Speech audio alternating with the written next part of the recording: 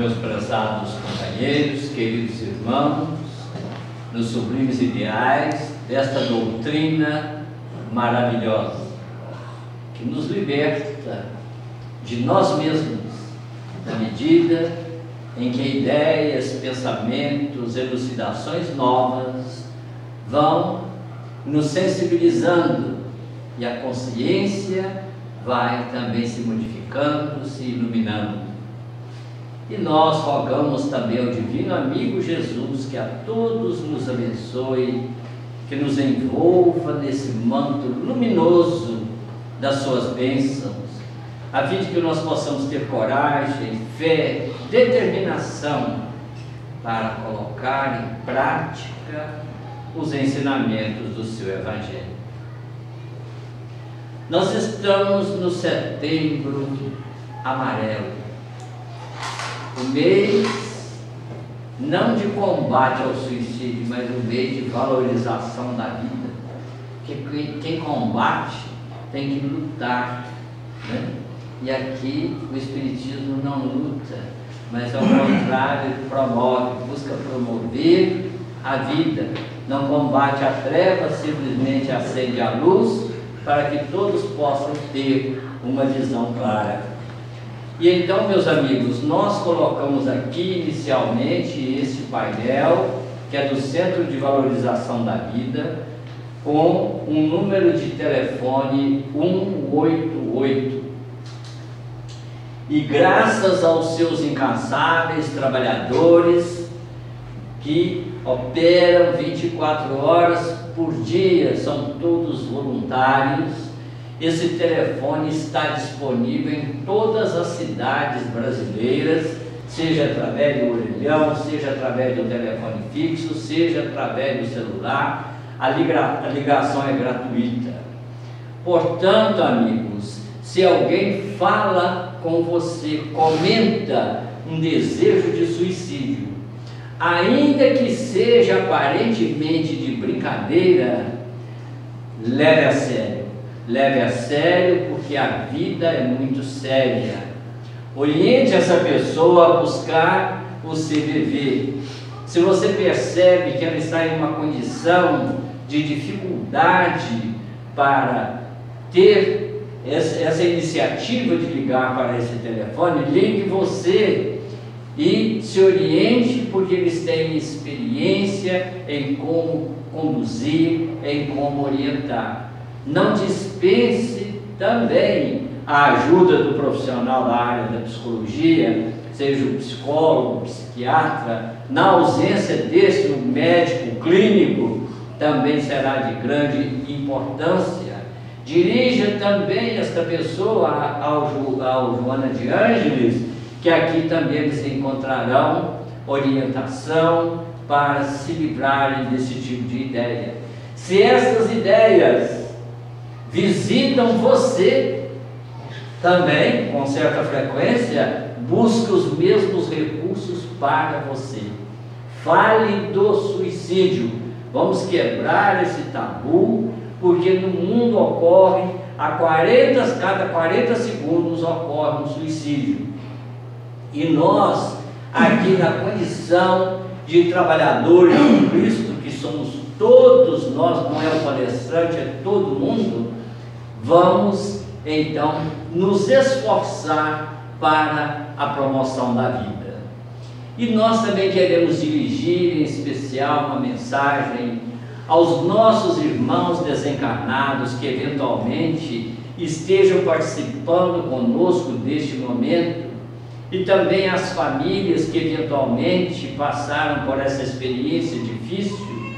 Nós queremos dizer a você, meu irmão, que nada está perdido.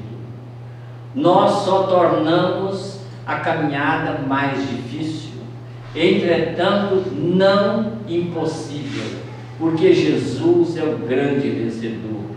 A vida é a grande triunfadora sobre a morte. E o próprio Mestre Jesus, ele nos prometeu com o seu amor, com a sua didática de natureza superior, que das ovelhas que o Pai a ele confiou, nenhuma delas se perderia. tenhamos confiança no Mestre, mentalizemos Jesus, mentalizemos Maria Santíssima, com a sua falange amiga de trabalhadores do Hospital de Maria de Nazaré. Se um familiar amigo desembarcou da vida através deste ato, vamos incentivá-lo com os nossos pensamentos a buscar modelar em sua mente a figura, a imagem de Jesus, a imagem de Maria, e sem dúvida ele encontrará refrigério, encontrará consolo para suas dores, encontrará orientação para continuar a sua caminhada. Mas então, amigos, nós, para o início, colocamos aqui o símbolo do laço, que é o símbolo do ato impensado. Mas eu não quero. E creio que vocês não querem. Então vamos dizer para nós mesmos: a minha escolha é viver. Portanto, escolho viver.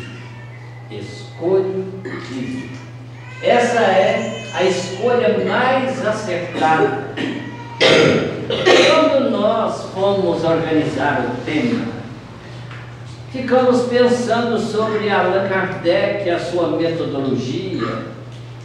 Quando surgem aqueles fenômenos das mesas girantes, Kardec não foi perguntar ou pesquisar se a mesa girava para a esquerda, se girava para a direita, se ela subia mais alto ou se subia mais baixo. Ele não quis saber desse detalhe, mas ele buscou justamente a origem, onde que está a causa.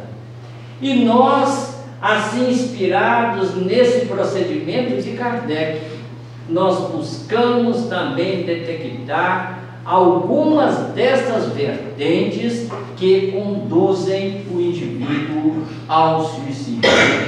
E sem dúvida, analisando principalmente a palavra de muitas pessoas, de muitos profissionais da área da psicologia, a quem nós chamamos missionários de Jesus, porque eles vêm à Terra justamente com o propósito de promover a vida.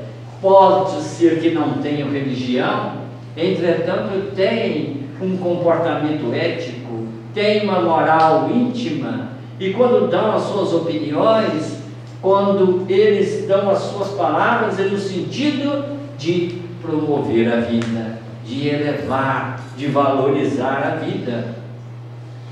E então nós, justamente baseado nesses estudos, nós vamos perceber que grande parte dos traumas que afligem a criatura humana, eles ainda acontecem no ventre materno. E trauma é uma palavra que vem lá do grego, que significa ferida. E essas feridas, às vezes, ocorrem justamente lá no ventre materno. Por isso nós escrevemos que as influências sobre uma criança durante o período pré-natal, perinatal e os primeiros anos de vida serão decisivas na determinação de seu futuro emocional. Gente, a pessoa que desembarca na vida por esse processo forçado, vamos até evitar a palavra, um processo forçado, o que ele tem? Ele tem um desequilíbrio na área emocional. Ele tem um desequilíbrio emocional, por isso é que ele chegou a essa situação.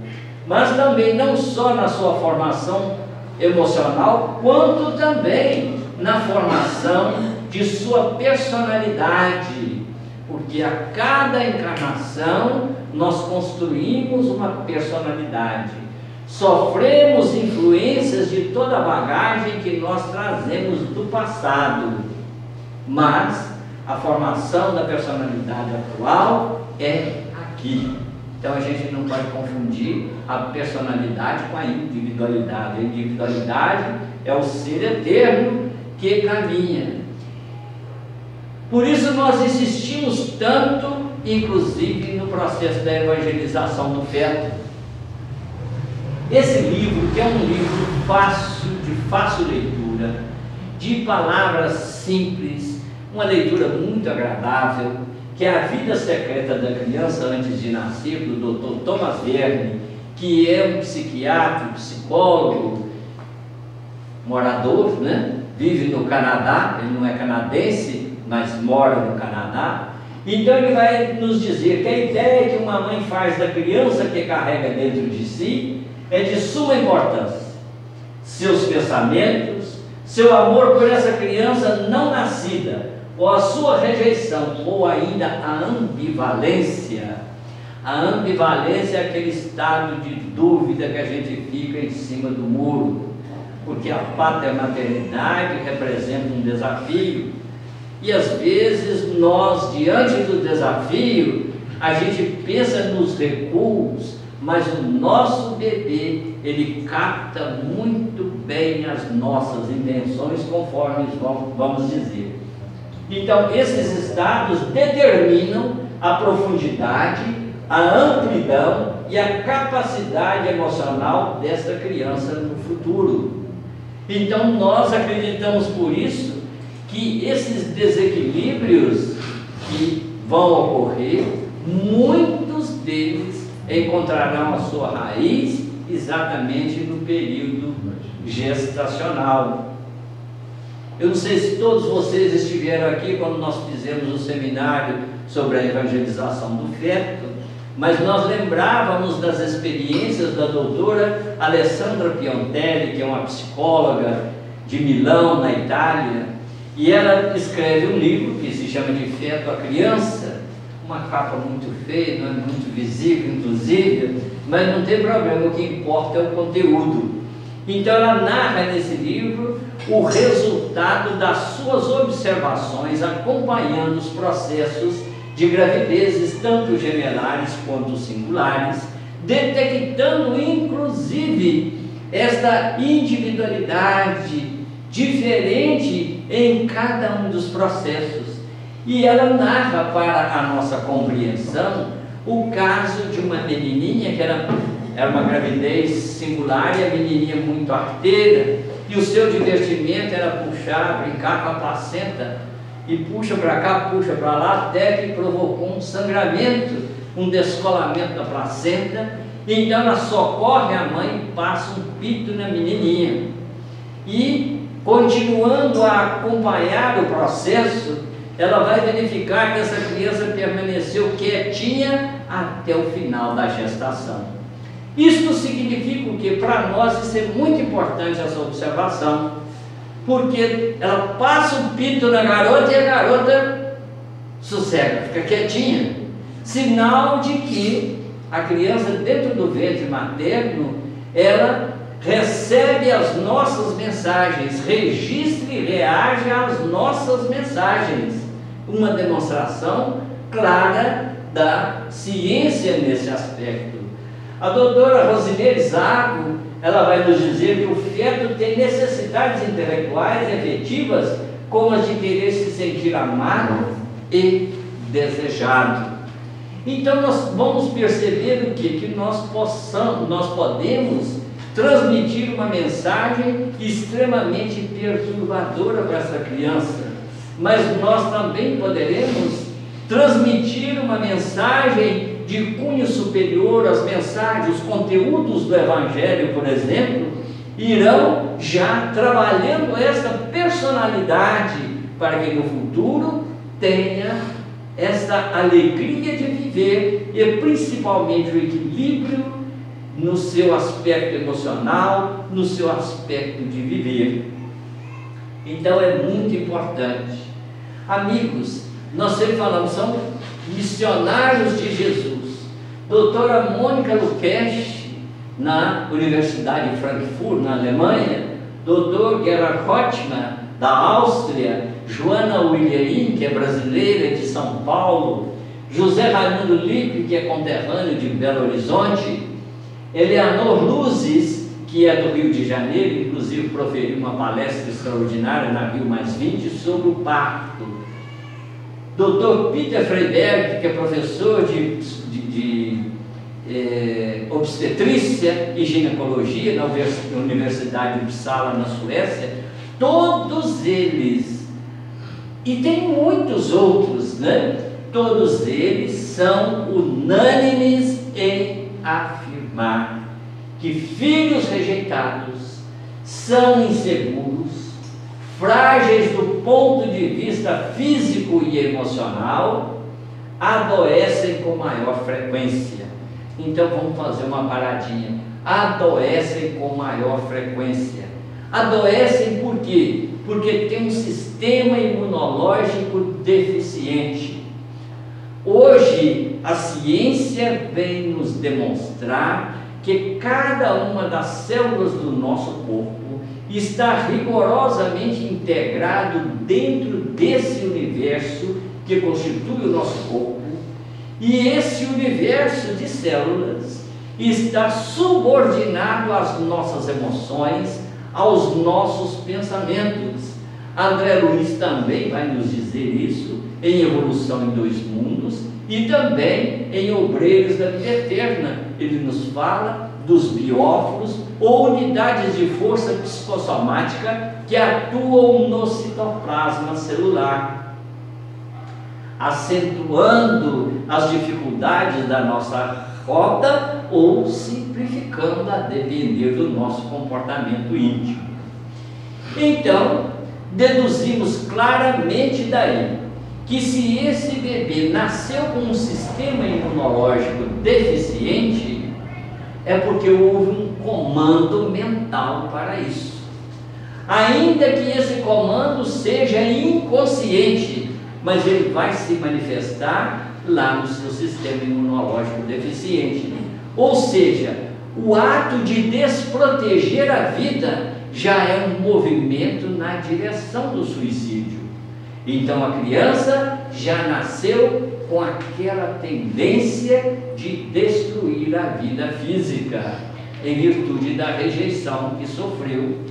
E não só rejeição, amigos, porque a gente é testemunha de quantos fatos lamentáveis, como por exemplo é um pai que chega em casa embriagado, agride a mulher grávida e consequentemente agride o bebê.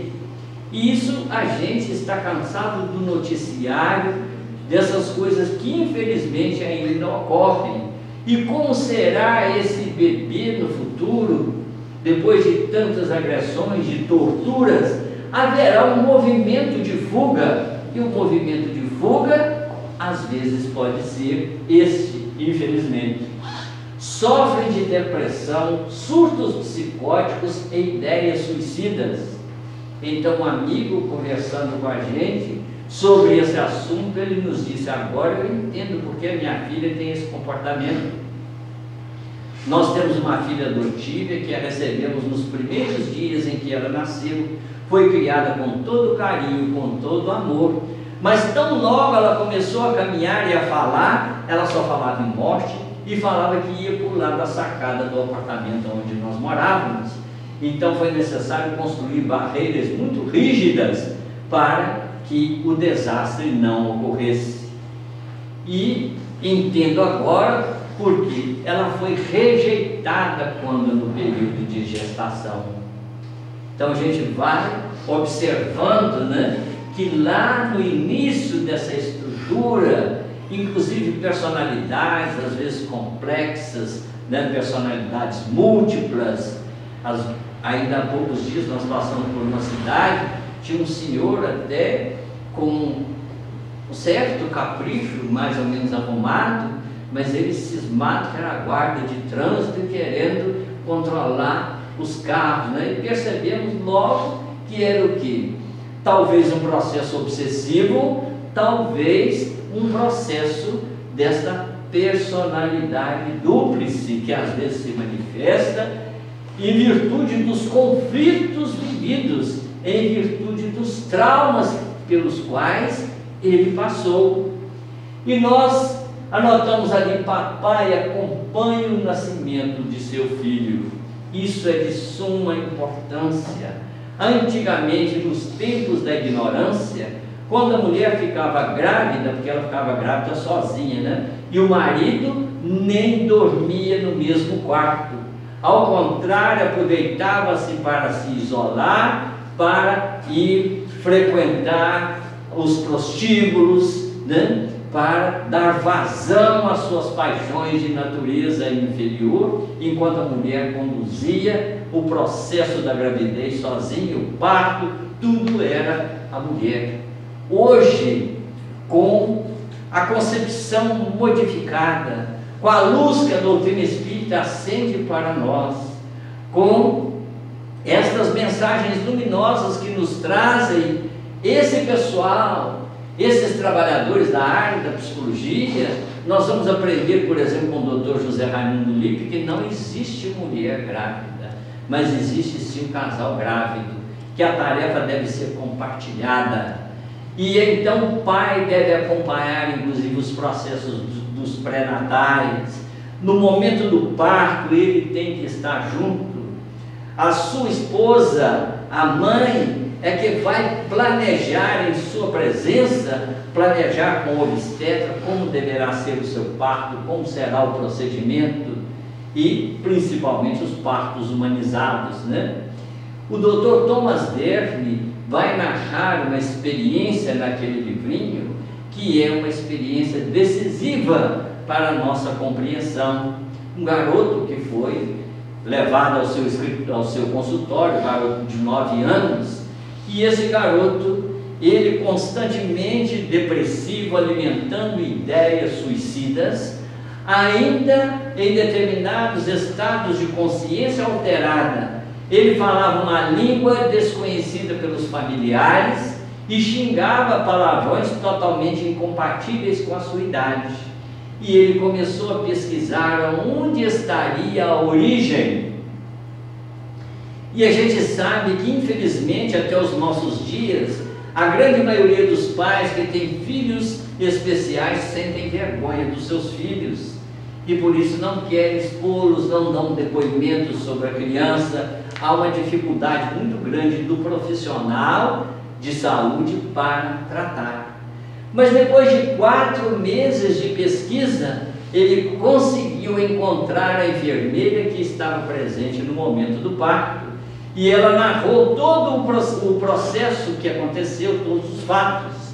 E ela disse que o parto corria normalmente, as contrações uterinas, a dilatação estava dentro dos parâmetros da normalidade. Quando entrou o anestesista e não perguntou nada à mãe, não fez de conta que a enfermeira nem existia e já foi logo aplicando anestesia. Com isso, a mãe sofreu um choque emocional pelo desrespeito, pela violência, e o parto automaticamente paralisou. Nisso chega o obstetra e eles aplicam a ocitocina sintética para continuarem as contrações, mas nada do nascimento. Aí começa a sessão de violência sobre o ventre materno, consequentemente sobre a criança que está dentro da barriga da mamãe. E como a criança não nascia, tanto o anestesista quanto o obstetra xingavam tanto a mãe quanto xingavam o neném. E como ele não saía mesmo, por fim tiveram que utilizar o fórceps e ele foi tirado à força.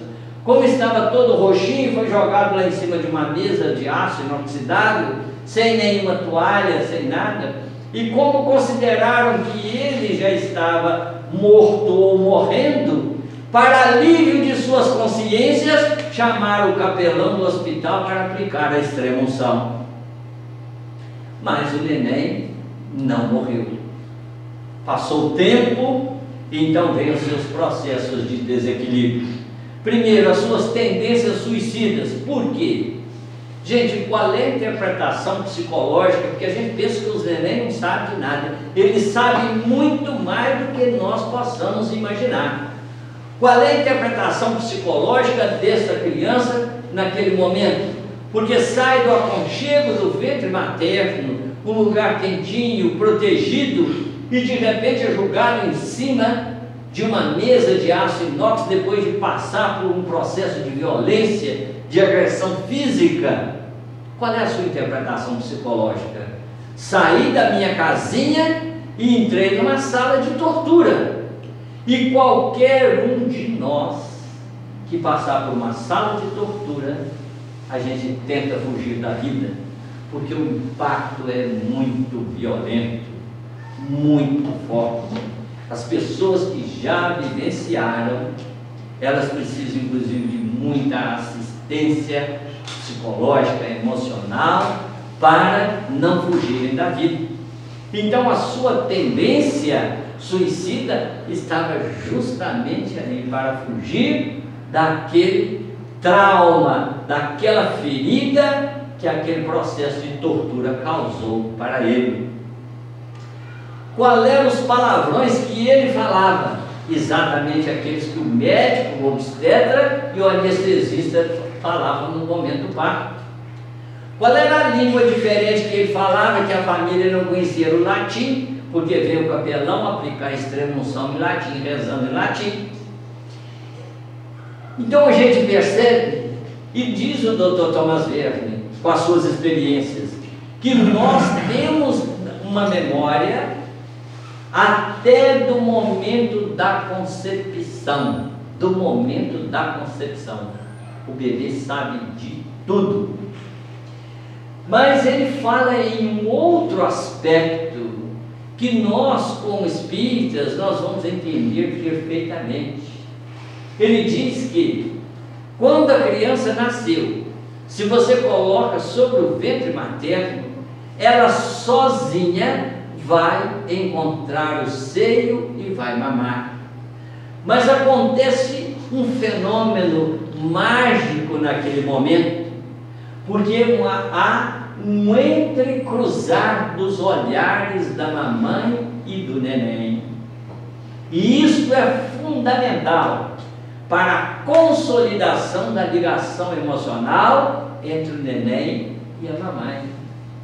Gente, quando a gente vai ver, por exemplo, Entre a Terra e o Céu, do André Luiz, ele fala do processo da gravidez, quando acontece uma simbiose psíquica muito profunda, e que ele diz, inclusive, que há uma verdadeira enxertia psíquica, quase que poderíamos dizer duas almas governando um só corpo.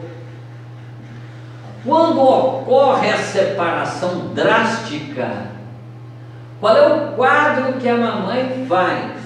Ela faz um quadro de perda, um quadro de luto, porque perdeu aquela convivência. O que será responsável, inclusive, por muitos estados de depressão pós-parto. Para o bebê, ocorre a mesma coisa. Então, esta ligação, esta consolidação, através do olhar, é fundamental. Inclusive, amigos, na Rússia, há uma ocorrência assim muito grave de mamães que matam seus filhos recém-nascidos, e lá inclusive eles chamam de filicídio, e nós queremos crer que é em virtude da falta dessa consolidação da ligação materna com o neném. Então o neném para a mamãe passa a ser um desconhecido, é claro que não são em todas as circunstâncias, né? E para o neném, a mamãe também é uma desconhecida, porque a mamãe morreu na hora do parto, e para a mamãe o neném também morreu na hora do parto, porque não houve a ligação. E isso trará prejuízos muito grandes, muito grandes. Os bebês que vieram ao mundo de parto violento têm mais chances de se tornarem agressivos, impacientes e depressivos. E a depressão a gente sabe que é a porta de entrada para o desequilíbrio. Hoje existe uma tendência de alguns médicos, de algumas correntes, do parto ser parto humanizado, parto normal, embora aqueles que têm na medicina como comércio lutam contra contra o estabelecimento desse comportamento nos hospitais, porque eles não estão preocupados muito com a vida, estão preocupados mais com o dinheiro, infelizmente, né? Depois vão fazer uma colheita extremamente infeliz. Educação religiosa. Quando a gente fala em educação religiosa, a minha impressão é que estou praticando um pleonasmo, porque educação e religião, no fundo, significam a mesma coisa.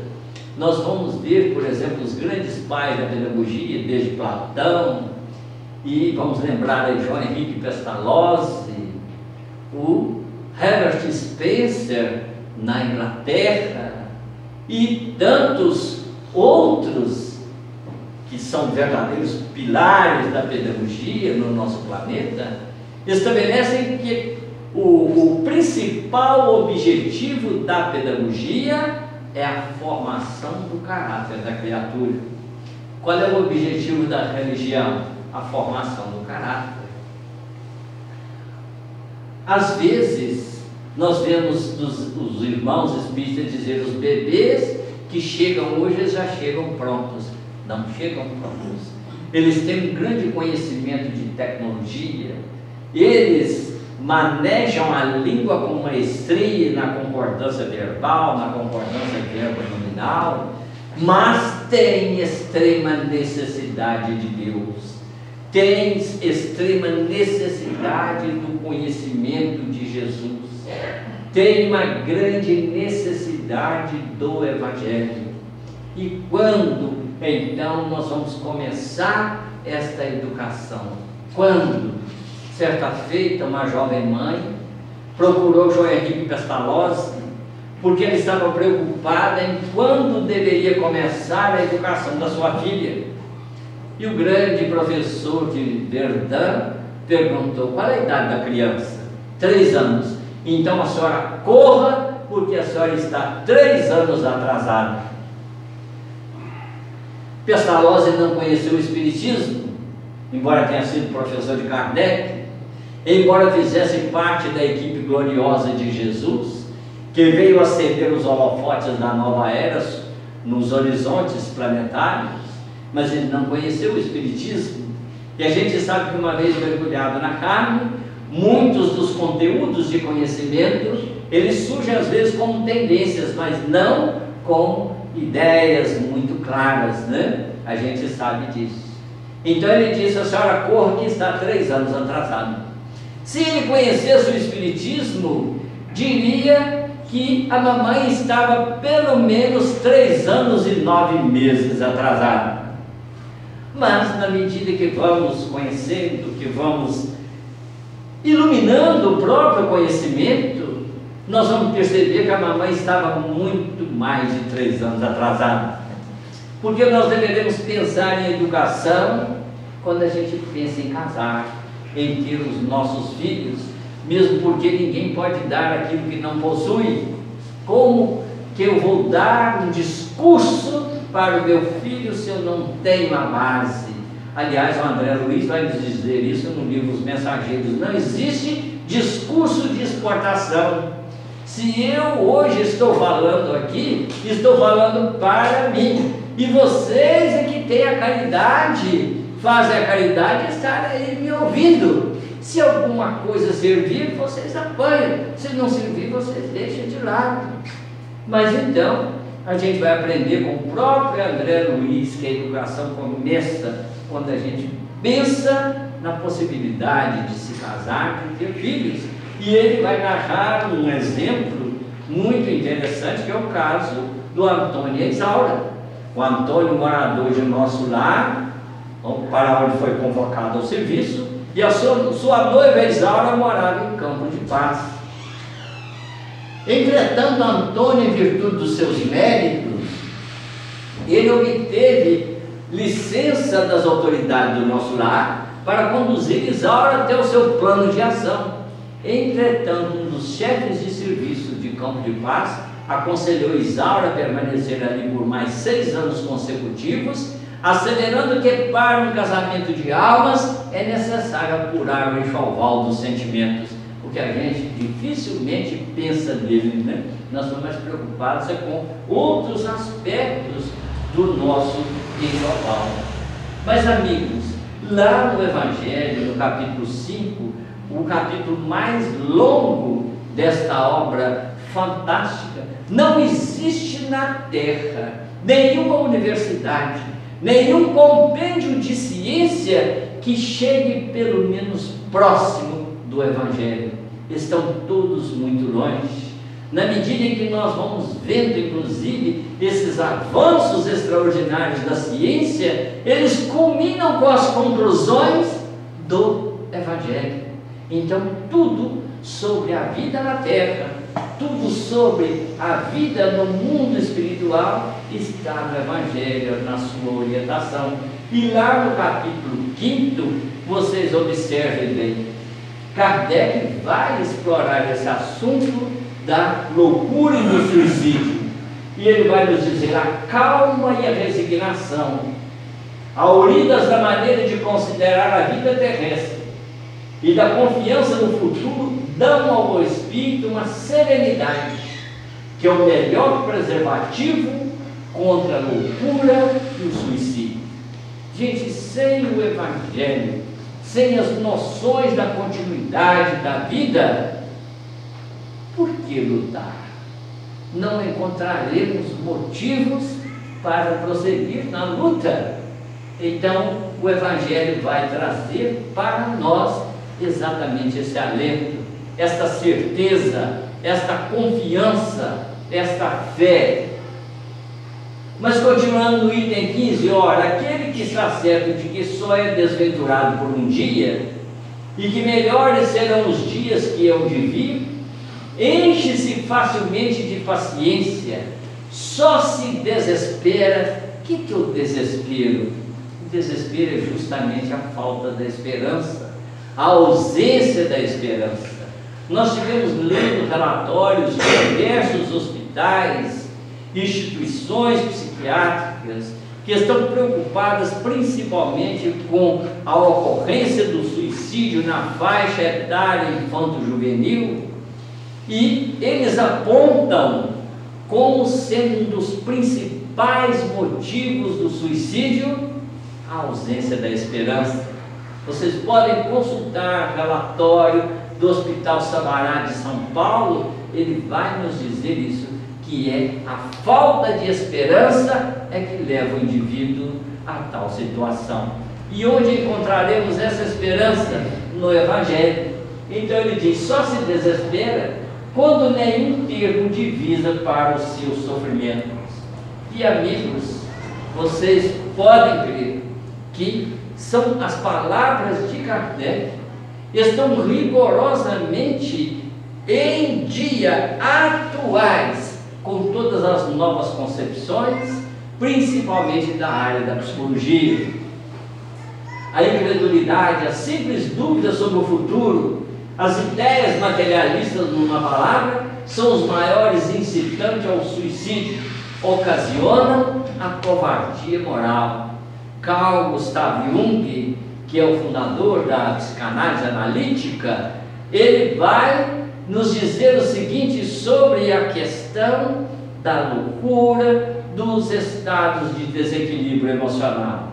Ele vai nos dizer que o papel primordial das ciências psicológicas não é conduzir o paciente a um estado impossível de felicidade, mas é dar força e esperança para que possa enfrentar com galhardia todos os desafios que a vida propõe a cada um de nós. O que é que nos disse o Kardec? Exatamente a mesma coisa, a mesma coisa. Mas o Kardec faz uma advertência grave. Ele vai nos dizer: a propagação das doutrinas materialistas é, pois, o veneno que inocula a ideia do suicídio, e os que se constituem apóstolos de semelhantes doutrinas assumem tremenda responsabilidade. E eu me lembro naturalmente de Arthur Schopenhauer, que é aquele pensador famoso alemão. Então conta-se que certa vez ele dava aula e dizia para os seus alunos: quando surgir a dúvida, quando surgir a dor, o sofrimento, vocês não titubeiem, suicidem. Aí um aluno muito espertinho que estava lá sentado falou assim: mas professor, nós conhecemos sua vida, a gente sabe que o senhor tem muitos problemas de enfermidade, o senhor sofre de depressão, o senhor convive muito mal com a sua vizinha, com a sua família, nem os vizinhos te suportam, o cachorro da sua casa te odeia, por que o senhor não suicidou até hoje? Ah, mas se eu suicidasse, não ficaria ninguém aqui para ensinar vocês, por isso que eu não suicidei. Essa é a chamada desculpa esfarrapada que nós falamos aqui no Brasil. Então, amigos, é isso. Eu gostaria, evidentemente, que o nosso tic-tac já correu, já faltam só 18 para as 9, mas gostaria de, inclusive, falar a vocês sobre esse livro, que é o livro da Nise da Silveira, que foi uma psiquiatra brasileira, foi aluna de Carl Gustav Jung, e que agora psicografa através da mediunidade da Iraci Campos Noronha, que é lá do Seja Barra. E ela escreve um livro fascinante que se chama Reconstruindo Emoções. Se vocês ainda não leram, não tem, procurem adquirir, é um livro fantástico. E ela tem um capítulo especial em que ela fala, vai pensando, e ela vai falar de um egoísmo daquela maneira, naquela concepção tradicional, antiga, né? Ela fala do egoísmo dos pais para com seus filhos. Aí ela ataca o problema da internet, dos smartphones, dos iPads e tudo isso que os pais, por comodidade, vão entregando às suas crianças. Inclusive, ela nos revela diversas pesquisas de universidades, tanto dos Estados Unidos quanto do Canadá, do Reino Unido e outras, que constatam, inclusive, que os maiores índices de suicídio no meio dos jovens está correlacionado ao tempo em que eles estão diante da mídia. Então, vocês observam como que está o nosso costume de hoje. A criança, você não conversa com ela, ela está com aquele negócio enfiado no ouvido, que é um problema sério, você não tem acesso, você não consegue conversar com a criança. Virou um costume global, isso é no planeta inteiro. E nós deveremos, desde já, na condição de pais responsáveis, começar a educar os nossos filhos, porque as consequências são muitas, são muitos os distúrbios. Vem a ansiedade, o déficit de atenção, a maior irritabilidade, ao excesso de descontrole com o sentimento de raiva, a dificuldade de aprendizagem, a rejeição à atividade física. Meus amigos, a pessoa perdeu a capacidade da atividade física, surge o desânimo, e é o caminho ideal para a atuação da obsessão. A questão 459 do Livro dos Espíritos, quando Kardec pergunta se influem os espíritos em nossos pensamentos e atos, muito mais do que possas imaginar, quase que de ordinário são eles que vos dirigem. Agora, quem está junto de mim? Aqueles que eu elejo para a minha companhia. E vou dar uma dica para vocês: obsessor tem horror de serviços. Quando surgem esses pensamentos idiotas, passa a mão na vassoura, vai varrer a casa, varrer a rua, a enxada para capinar o quintal, vai fazer alguma coisa, ele olha e fala: o quê? Vou procurar um desocupado, porque esse aí não dá tempo. Olha o Pai Nosso, né, Leandro? Hein? Começa a orar o Pai Nosso também, né? Também, mas ó, com a ferramenta na mão, porque não adianta também só ficar orando, não. Vai varrendo e vai orando. E vai orando. Vai orando, exatamente. Olha a ação. Oração, né? Insônia. Insônia por quê? Esses aparelhos emitem sutilmente uma luz azul que age no quiasma óptico impedindo a produção da melatonina, que é responsável pelo sono. E ao contrário, estimula a produção da grelina, que aumenta o apetite. E nós vamos comendo e crescendo para os lados, né? Cresce a vontade. Isolamento social, porque não consegue mais se relacionar com as pessoas. Gente, nós poderíamos ver lá no YouTube, lá na nossa casa, uma palestra muito mais bacana, muito mais elucidativa, muito mais explicativa do que aqui no Joana de Ângeles. Mas por que a gente vem aqui? Por que é importante nós estarmos aqui? É justamente essa troca,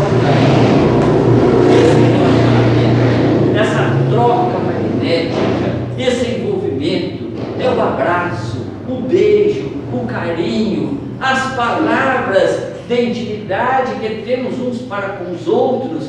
Então tudo isso representa uma grande força, nos dá a ideia do pertencimento, aquela palavrinha mágica: eu pertenço a esse clã, sou forte porque estou aqui, e sozinho lá na rua sou frágil, porque se viver sozinho fosse bom, o ideal seria viver em uma ilha isolado de todo mundo, onde a comida chegasse para nós de uma maneira mágica e pronto, e a gente vivesse isolado, seria o ideal, né?